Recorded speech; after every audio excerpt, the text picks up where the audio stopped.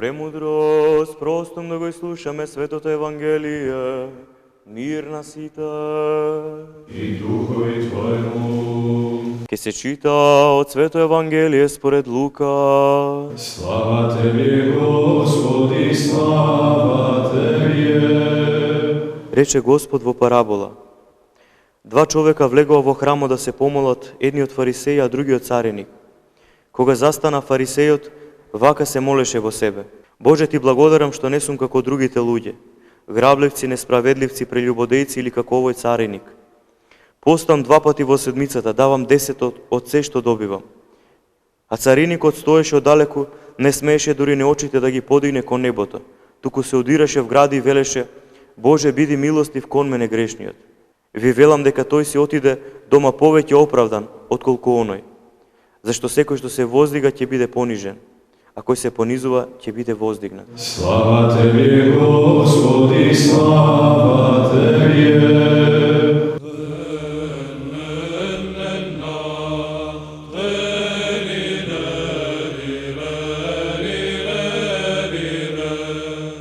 Отец благослови. Господ. Со која постапка фарисејот го поништи контото на својата добродетелна сметка? На сите нас ни е познат исказот: јас сум добар, какви има. Значи, не беше проблемот во тоа да фарисејот да испушти нешто од законот, се исполни. Сите даноци што требаше кон Бога да ги даде, молитвите, се. Меѓутоа, гледаме од однесувањето негово дека тие не ја постигнале целта во неговиот живот, не го смениле. Сите правила што ги имаме во нашиот религиозен живот, ја има таа цел да не направат човеколюбиви и боголюбиви личности. Значи, да не научат како да го љубиме Бога и како да се однесуваме кон ближните, а не за да можеме да бидеме 50-50 со Бога и пред луѓето да се покажеме како праведни. Ако за тоа ги користиме тие правила и тие патокази, тогаш тие сами по себе ни стануваат цел. А на нас целта ни е Царството Небесно. Овие работи се само патокази, иако се важни, затоа што се патокази. И во таа смисла мора да сме свесни дека тие работи не ги извршуваме заради Бога, зашто Бог не е зависен од ништо. Он се прави без присила, тој го прави тоа без љубов, односно, простете, се прави од љубов. И затоа не му е потребно нешто за возврат на него. Зашто кога правите нешто од љубов, вие го правите за ништо.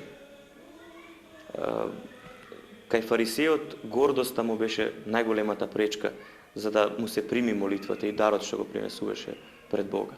На што пак се надеваше цариникот кој немаше добри дела? Па ние не знаеме нели дали имал или немал добри дела, меѓутоа тој не ги спомна тука. Кога дојде во црква, он не настапи како фарисејот, да се измери со Бога. Он дојде пред судијата за да побара прошка за своите согрешенија. А кога покајанието е искрено, како што беше кај цариникот, човекот е во состојба само своите гревови да ги гледа. И неговите се најголеми, туѓите не ги ни приметува. Затоа што во тој момент најголем судија негов е неговата совест. И он гледа да ја смири неја. Како што вели Христос, потрудете се за време на животот да се измирите со судијата уште додека сте на пат кон судилницата. А тоа е нашата совест. Додека сме живи да ја смириме. Судија исто така и Бог. Додека сме живи можеме да се измириме со Него. И затоа он толку себе си се прекори, што ја наведна главата и ударите на неговите раце во градите го следа ритамот на неговото покајано срце. И тој тоа го принесе како дар и покаяние на Бога. Не кажа што му направил, како направил, колку е праведен во однос на Бога. Во крајно смирение, он од Бога само бараше милост. Да ги порамнувате сметките и да го кажете Бога дека е сметководител, не е комплимент за Него. Меѓутоа да кажете дека е милостив, тоа веќе одразува неговата природа.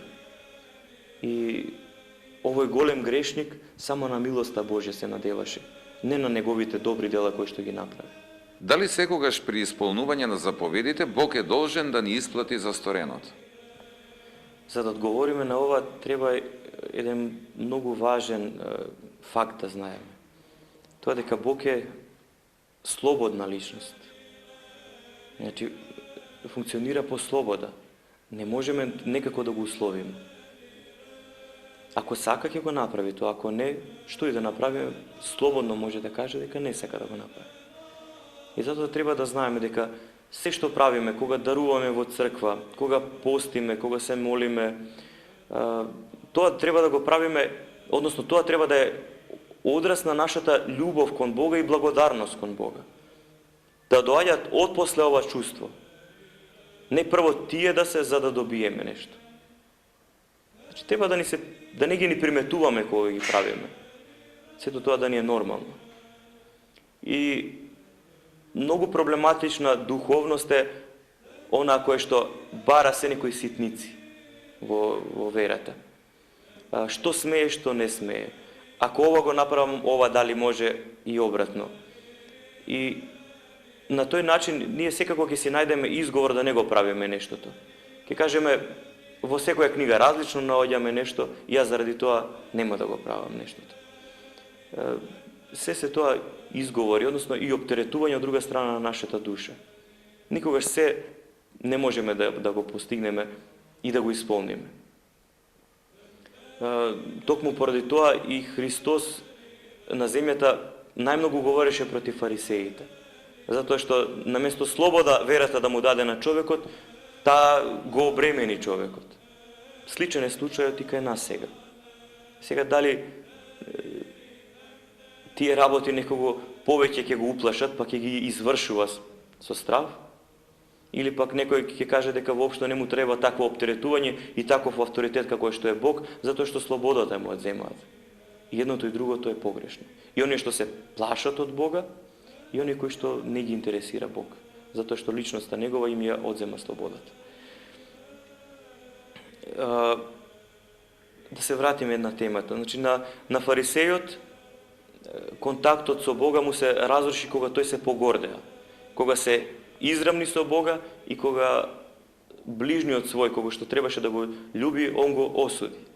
Он што рече: Боже, ти благодарам што не сум како овој тука цареник. На таквите кои што самите знаат сметката да си ја израчунаат, Бог не им е потребен. Додека од друга страна на оние кои што се смирени и свесни за своите согрешенија, Бог како милостив судија секогаш им е потребен, за да ги крене во животот. И тие и го бараат Бога. Па фарисејот, не очекувајќи делата негови да го оправдаат, он се надеваше на милоста Божја. Знаеше дека не според делата сме оправдани, туку според љубовта негова. И токму заради таа љубов он го испрати и својот син, Господ наш Исус Христос, за да пострада заради нас, да ни бидат простени гревовите. И он на таа љубов негова постојано се надеваше и заради тоа и доби опростување на гревовите.